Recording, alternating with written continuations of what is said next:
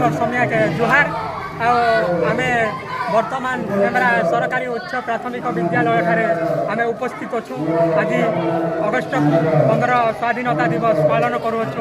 କିନ୍ତୁ ଆମେ ଆପଣଙ୍କୁ ଟେମ୍ବରା ଗାଁ ଯେମିତି ୟୁପି ସ୍କୁଲରେ ଆମେ ଦେଖେଇବୁ, ଯେମିତି ଆମେ ଭିଡ଼ିଓ ଆସୁଛୁ ଆପଣମାନେ ଦେଖିପାରୁଥିବେ। ଆଉ ଆମ ଟିଆର୍ ଖବର ବ୍ଲଗ ଭିଡ଼ିଓ ଜୁହାର। ଆମେ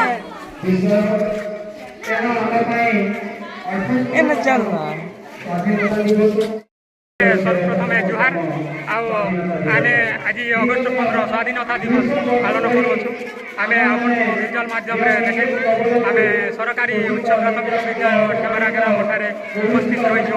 ଆଉ ଆମେ ଆପଣଙ୍କୁ ଭିଜୁଆଲ ମାଧ୍ୟମରେ ଦେଖେଇବୁ। ଅଳ୍ପ ସମୟ ଭିତରେ ଆମେ ଅଗଷ୍ଟ 15 କେମିତି ପାଳନ କରୁଅଛୁ ଆଉ କେମିତି ପାଳନ କରିକି ଦେଖେଇବୁ।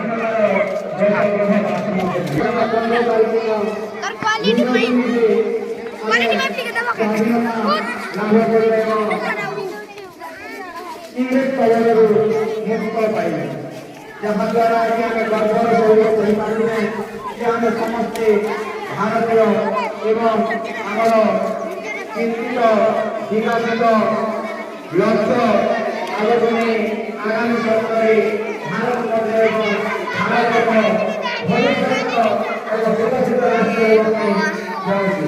ତେଣୁ ଆଜିକାଲି ଏହି ଦିନରେ ଆମେମାନେ ସମସ୍ତେ ଆନନ୍ଦ ସହିତ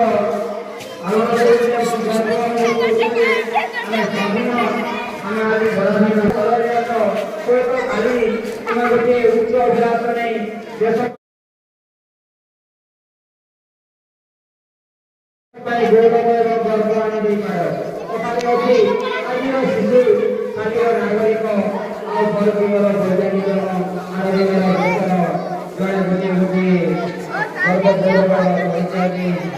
ଦେଶକୁ ଉନ୍ନତି ପଥରେ ଆଗେଇ ନେବା ପାଇଁ ତାଙ୍କର ଅତ୍ୟନ୍ତ ଆଜି ଏଚଏମ୍ ନଥିବାରୁ ଚିଫ୍ ସିନ୍ଧୁ ଆଜ୍ଞା ଯେମିତି ସ୍ଲୋଗାନ ଦେଉଛନ୍ ଆଉ ଭାଷଣ ଦେଉଛନ୍, ଆମେ ଆପଣଙ୍କୁ ଭାଷଣ ମାଧ୍ୟମରେ ଦେଖାଉଛୁ।